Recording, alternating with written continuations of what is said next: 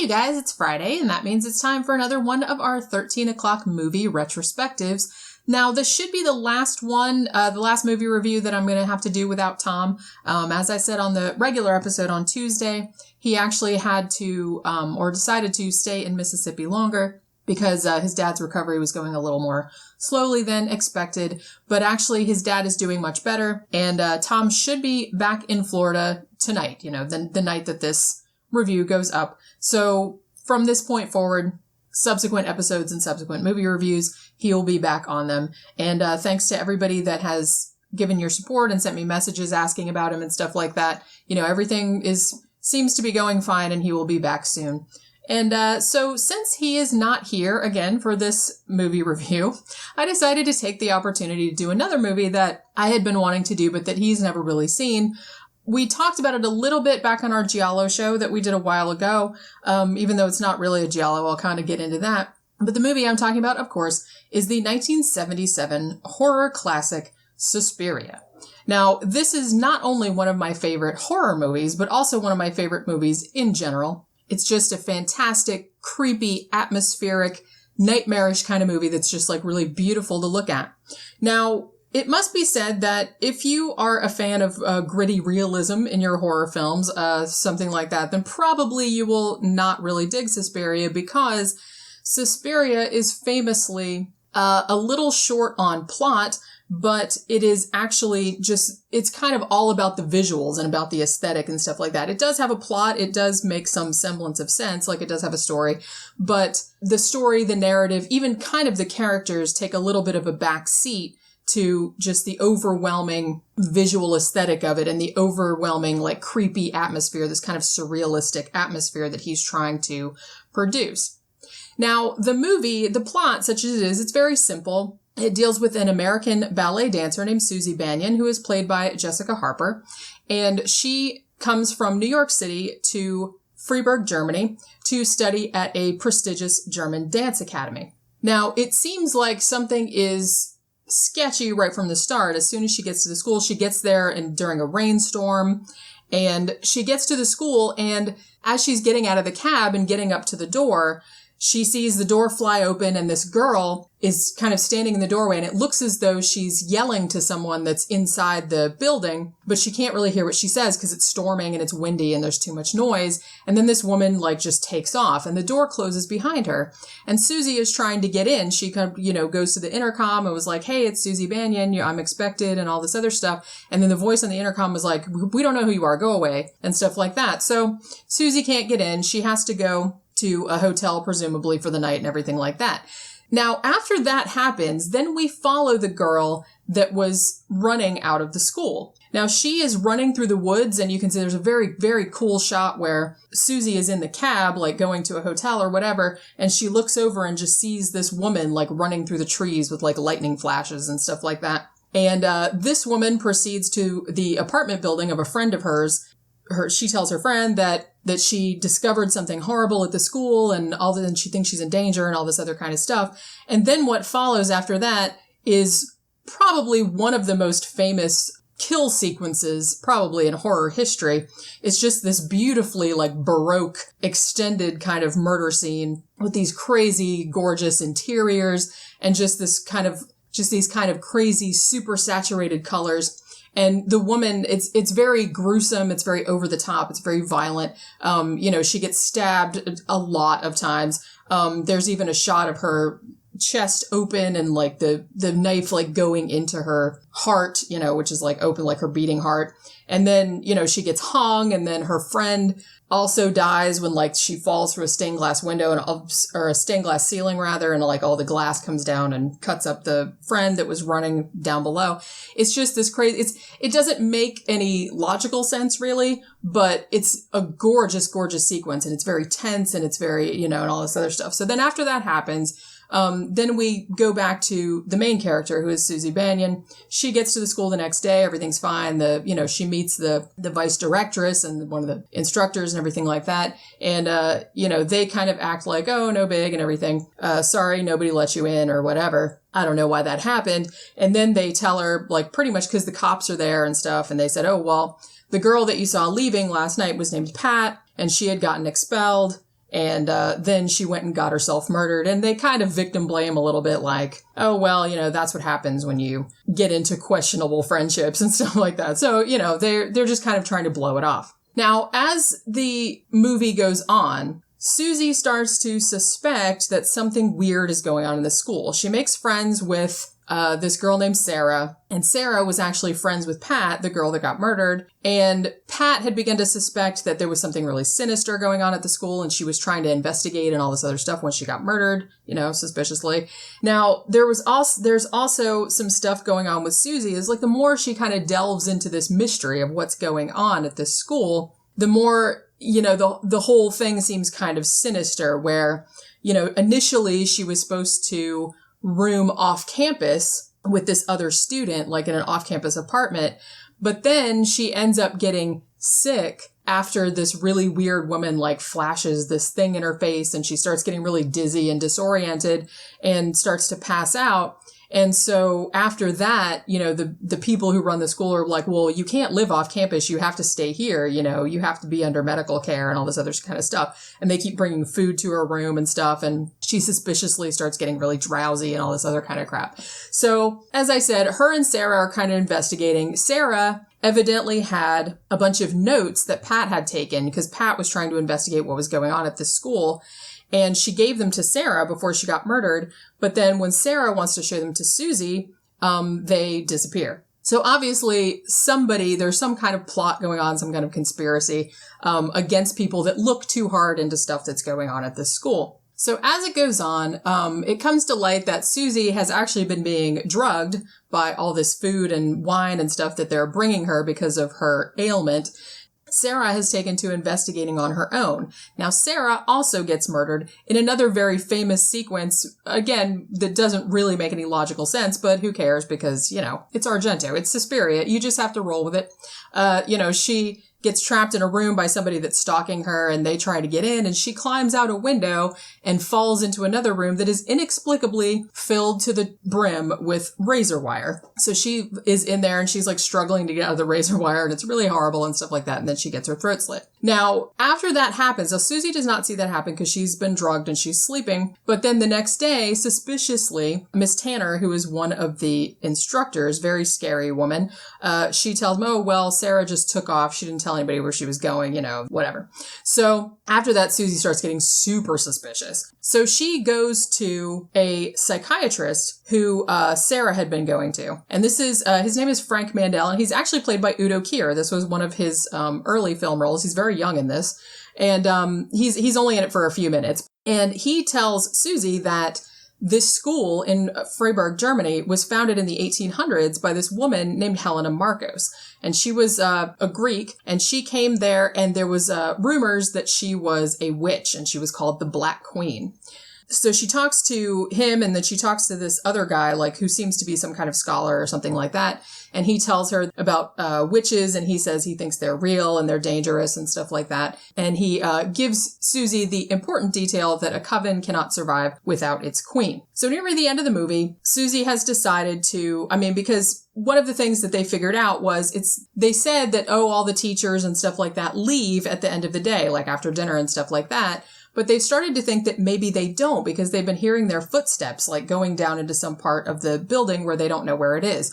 So Susie decides that she's going to follow them one night. Now, when she gets into the office of the vice directress, who's named Madame Blanc, she's played by Joan Bennett, she suddenly remembers what Pat, the girl that was running from the school when she first got there at the beginning of the movie, she finally remembers or figures out what Pat was saying, what she was yelling to the other person in the building. And it had to do with secret behind the blue iris. Turn the blue one, it said. So when she's in Madame Blanc's office, she sees there's a blue iris painted on the wall. There are several irises painted on the wall, but she sees a blue one. She turns it and a secret passage opens. She goes back in the secret passage, and it turns out, spoiler alert, that all of the teachers and everyone that works at the school and stuff, it's a coven of witches. So she sees them, she hears them plotting to kill her and stuff like that. And she kind of stumbles into another bedroom. And in this bedroom, this is like super creepy scene. She sees this woman like behind all these curtains, like sitting up behind the bed. She's got this horrible froggy voice.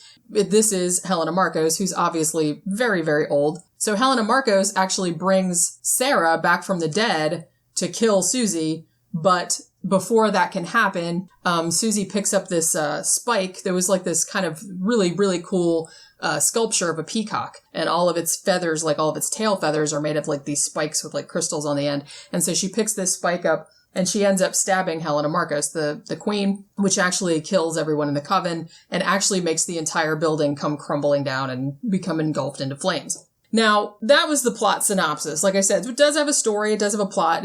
You can follow it. A lot of reviews I read of this movie are like, oh, well, it doesn't have a plot, but it does. It does have a plot. It's mostly the murder scenes and stuff like that don't make a hell of a lot of sense. But that's just because, a lot of Dario Argento's movies, he's more concerned with how they look, and he's more concerned with kind of establishing a sort of dreamlike sort of logic or a nightmarish kind of look and kind of setting up these really elaborate like murder set pieces and stuff like that. So he's not super concerned about whether, that person wouldn't have done that or, that kill wouldn't have happened that way or anything like that. He's just very concerned about the aesthetics of all of it. And I want to get a little bit into kind of the inspirations behind this film because I think that kind of brings a little bit of depth to the analysis and everything like that. Now, actually, Dario Argento got some of the idea for this movie from an essay by Thomas de Quincey, which was written in the 1800s, called Suspiria de Profundis, or Sighs from the Depths, because that's what Suspiria means, sighs, it's Latin. And in this book, there is a section called Lavana and Our Lady of Sorrows. And in this mythos, it posits that just as there are, 3 mythological fates and 3 mythological graces, there are also 3 sorrows represented by women. One of these is Mater Suspiriorum, who is the mother of sighs. One of these is Mother Lacrimarum, the mother of tears. And one of these is Mater Tenebrarum, the mother of darkness or the mother of shadows. Now, most people will know, if you know anything about Italian cinema, Suspiria is actually part 1 in a sort of loose trilogy called the Three Mothers trilogy. The second movie was Inferno, which came out in 1980, which was about Mater Tenebrarum, and that was set in New York. And the third movie, Mother of Tears, obviously about Mater Lacrimarum, that came out in 2007 and was set in Rome.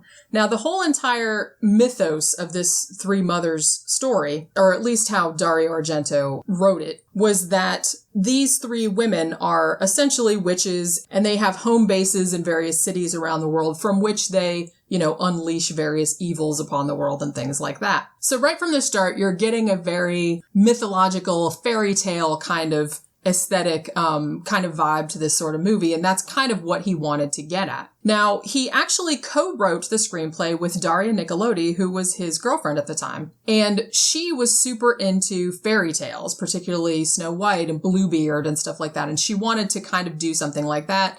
She had also had a Nightmare, which was pretty much the final scenes of the movie where Susie is in Helena Marcos's bedroom and the outline of the witch and all this other kind of stuff. So that was actually based on a nightmare that Daria Nicolodi had. Now, Dario Argento has also said that he wanted this movie to be essentially like a live action, old school Disney cartoon.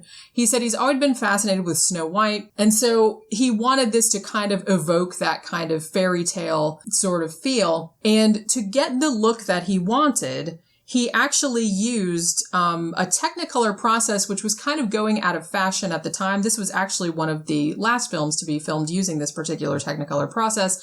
But it's the same, I believe it's called imbibation or something like that. It was the same method that was used for like The Wizard of Oz and Gone with the Wind, where the colors are like super saturated and like almost surreal looking, like everything looks kind of like a cartoon or, like a paper cutout. And that's really what he wanted, because he wanted to evoke that kind of unrealistic, like artificial sort of look. So it would almost be like otherworldly kind of, or, an uncanny sort of nightmarish kind of look. He has also said that he was traveling around Europe, in various European cities, and he became fascinated by the idea of the magic triangle, which is the spot where France, Germany, and Switzerland meet in the middle. And evidently there was an occultist named Rudolf Steiner who kind of established a community there. So he kind of got into the whole occult thing, and that was kind of his contribution to it with that and Snow White and everything like that.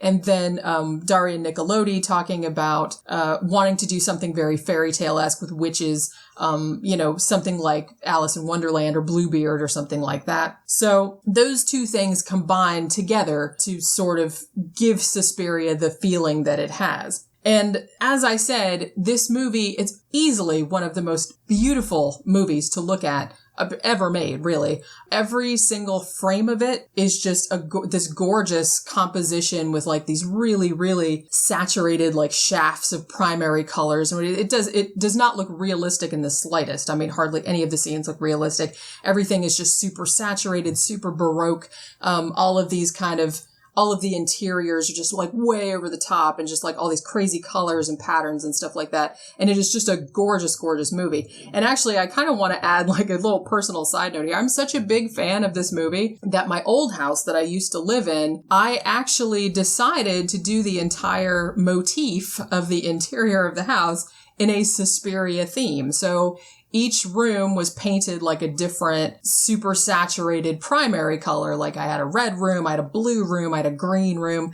And then the doors, I painted all the doors black. Then I painted like these kind of Art Deco looking insets. Like a lot of the doors, if you see in the movie, a lot of the doors have these kind of red stained glass insets that are kind of like like an Art Deco kind of design. And I painted them to look like that. And it looked super cool, if I do say so myself.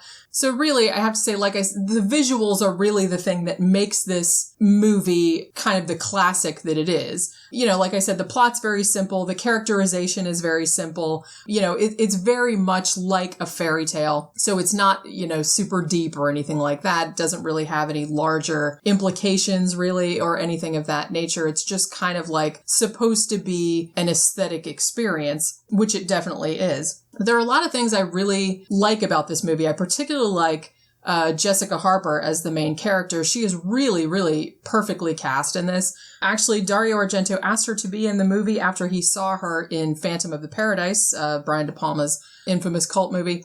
And he had liked her in that, and he wanted her to be in this movie because, as I said, he was trying to make something that evoked Snow White. So Jessica Harper comes off very much like that. She's very, very small, very petite, very thin, but she has this really beautiful face and these really, really big, wide eyes. So she looks very naive and very fragile, but also comes across as having hidden depths or hidden strengths. And I think that works very well in the role. Now, I thought this was interesting because the role of Sarah, the supporting role who's Susie's friend, Daria Nicolodi was actually supposed to play that part. Daria Nicolodi, like I said, was Dario Argento's girlfriend at the time and helped him write many screenplays. She has also starred in a bunch of his older movies. But she actually got sick and she couldn't do it, so they had Stefania Cassini come in instead. Another thing I have to call out for this is the musical score, which is justifiably famous. It's by the prog rock band Goblin, who Dario Argento worked with a lot. And just the music in this is just fantastic. It's just so evocative. It just goes with it just perfectly. And like I said, that's kind of one of the things I love about this movie is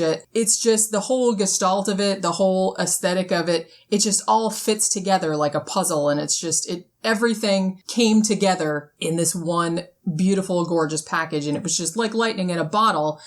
He didn't really, it's sad to say because this was, one of his earlier movies, but I don't think he ever recaptured the magic of this film, which is kind of a shame. He came close a few times, but I really think this was his masterpiece. This was his magnum opus, and I don't think he ever topped it after that. Now, as I said, this movie has two, I don't really want to call them sequels, because you don't have to see them all. It's not like a continuing story. It's more like three separate stories set within the same mythos. You know what I mean? So you don't have to see one to see the other. You won't miss anything or anything like that because they're very different. They stand on their own. So it's only a very loose trilogy. Now, Inferno, as I said, came out in 1980. It was very similar to Suspiria, very similar with the lighting. Actually, maybe even a little bit more over the top with the lighting and everything like that. It was a bit glossier looking. It didn't have the exact same process that had been used for Suspiria.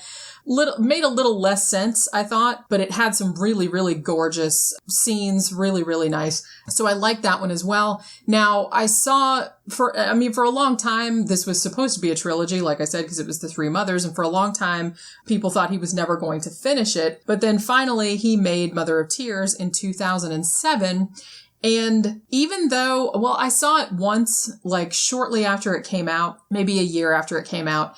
And I remember it being disappointing, which I kind of figured it would be because, like I said, pretty much after, I think The Stendhal Syndrome was maybe the last movie of his that I liked. After that, I kind of felt like they went seriously downhill. Like, I really didn't like The Card Player, and I guess Sleepless was all right. I haven't seen the one he made that's just called Giallo, so I can't comment on that. But I remember Mother of Tears being disappointing. I will have to revisit it at some point because I just remember not really liking it when I saw it and thinking, oh, that's kind of a shame, and wishing that he would have completed the trilogy back in the 80s.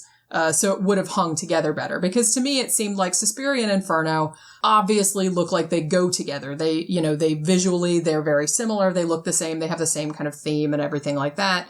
The one that he made in 2007 just seems like it doesn't belong. And so, like I said, it's kind of a shame that he waited so long to make it, because I think, that the time had passed to do that. Now, this movie, like I said, is generally beloved in horror circles, and it's kind of seeped into the popular culture in a lot of ways. There's a lot of bands named after songs. Tons of songs and stuff like that have sampled Goblin's Score, the main theme from this movie, which is fantastic. I'll put a little bit of it at the end because I love that piece of music so much. There's been references to it in other movies and TV shows and stuff like that. So it's really, even though it's still a cult film, I feel like it's really kind of seeped into the popular consciousness in a lot of ways. And actually, this is actually the first time I'm mentioning this on this show, but I have been fascinated with doing something, that looks kind of Suspiria-like or anything like that. So I actually have designed a card game. It's not really based on Suspiria. It's more like a murder mystery based on a whole giallo aesthetic. And I'm hoping to get that uploaded soon. And then I want to, order a copy and play it through a few times and maybe make some tweaks and stuff like that. But actually the game is all designed. I've designed all the cards and, written the rules and everything like that. So, when that comes out, I'll let everybody know if they're interested in it. Cause I'm super into Italian horror. I love giallo movies and I just love the whole look of them. And I wanted to do something that was kind of reminiscent of that. Although I should argue, and I got into this a little bit on our Giallo show too, that even on Suspiria's Wikipedia page, it's classified as a Giallo film. I guess it could be considered that, and certainly Dario Argento, previous to Suspiria, was largely known for his giallo films, which are kind of, hallmarks of the genre nowadays. He obviously made Bird with a Crystal Plumage, he made Four Flies on Grey Velvet, he made Cat o' Nine Tails, and he made Deep Red, which is actually considered one of the best giallo movies of all time. And Suspiria was kind of his first movie where he wanted to go in a different direction. As I said, you can classify Suspiria as a giallo if you want to. I won't be mad, I promise. But in a way, I think it's kind of a different animal. It has some giallo elements, such as the clue given at the beginning of the movie that the protagonist can't quite remember what it was and spends the movie trying to figure it out because that's like the key that unlocks the whole thing. There is that kind of aspect. There's the aspect of the very stylized, violent killings, a series of killings that you don't know who's doing them and stuff like that. But honestly, it seems to me more like a straight supernatural, nightmarish fairy tale type horror movie. It doesn't really have a lot of the police procedural kind of aspects that a giallo would usually have, even though it has some overlapping elements. So I don't think I would call it a giallo strictly, but I'm not going to get angry if people want to call it that. Another couple things I'd like to comment on. Just one thing I'd like to comment on. If you're not used to watching Italian horror movies, Italian movies from this period, for some reason, they are all dubbed. They just did them that, I guess they felt it was easier or things like that. So pretty much all of Dario Argento's movies have been overdubbed. And it's especially noticeable in Suspiria because, well, what they did was on the set, because some of the actors were Americans, some were English, some were Italian, some were German. So what they did was they had everyone just speak their native language on the set, and then later they overdubbed everyone into English, some of them using their own voices, some of them not. Hilariously, Udo Kier, who, is almost as famous for his voice as anything else, was overdubbed with an American accent, which some people think is very funny. But, if you don't know who Udo Kier is or anything like that, it won't seem that jarring or anything like that. But in a way, I kind of feel like the dubbing in Italian movies almost like kind of adds to the charm, because it's almost kind of like, especially in Suspiria, which is kind of a surrealist or a horror movie anyway. So it almost kind of adds another little aspect of the uncanny. And if you don't really know it's dubbed, then you're just like, why is everybody, it just seems really weird and you can't really put your finger on why and stuff like that. So it kind of adds to the whole surrealism of the movie, which I really like. Now, I want to speak briefly here about, there have been rumors circulating since 2008, I think, that this movie is going to be remade. Now, I am not super happy about this. I'm pretty crabby about remakes in general. I just wish people would make original horror movies. I mean, I don't have a problem. If you want to make a remake, pick a movie that was like a good idea, but was poorly executed the first time around. It didn't come out so good and stuff like that. Maybe make it if you think you could make it better. But don't take a movie that's a classic, like the Texas Chainsaw Massacre, for example, or something like that, and try to remake that, because why? It's just pointless. I feel like it's pointless, and they're just doing it as a cash grab, and it's just stupid, and it's never going to be as good. You're never going to capture that same atmosphere, particularly from horror movies of the 70s, have a very particular style, a very particular aesthetic, and you can't redo that. So, as I said, there's been rumors going around that Suspiria was going to be remade. Now, initially, the guy that was supposed to direct it was named David Gordon Green, and I guess the production kind of went round and round, and there were legal issues and stuff like that. And around 2013, 2014, he said, oh, I don't think it's ever going to get made now and everything like that. And, all cult horror fans around the world breathed a sigh of relief. However, just a couple of years ago, it was announced that the remake was actually going through. It's going to be a different director, an Italian director named Luca Guadagnino. I hope I pronounced that right. He announced at the 72nd Venice Film Festival that he was going to direct the remake. Tilda Swinton is going to be in it. Dakota Johnson is going to be in it. Possibly Ralph Fiennes. I do not know how I feel about it. I don't really want to shit on something I haven't seen, but I just really do not think this is a good idea.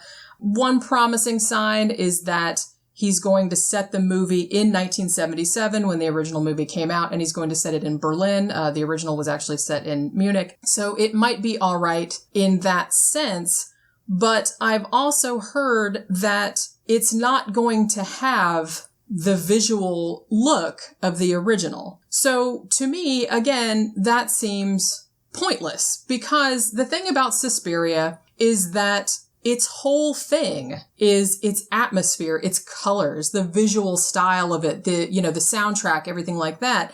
All of it goes together, and I don't think that the movie can be separated from those aspects. It's not, so in a way, I think it's a movie that really can't be remade. Because if you do it exactly like the old one, then that is also pointless, because we already have the old one, so why redo it just the same?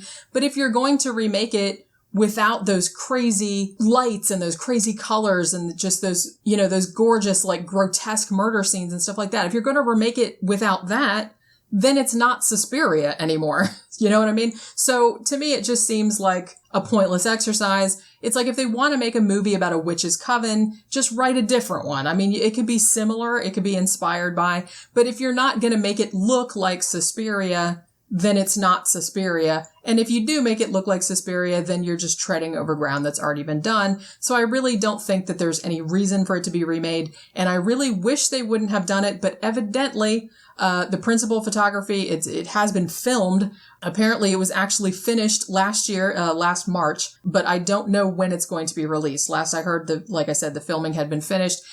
Jessica Harper does have a part in it. So she's not in the same role. She's not reprising the role, obviously, but, she has like some kind of cameo or something like that in it, which, that's cool. I love her and stuff like that, but I don't know. I just think the whole thing is a bad idea. I will probably see it, even though after I see it, I'm sure I'll probably wish I hadn't seen it.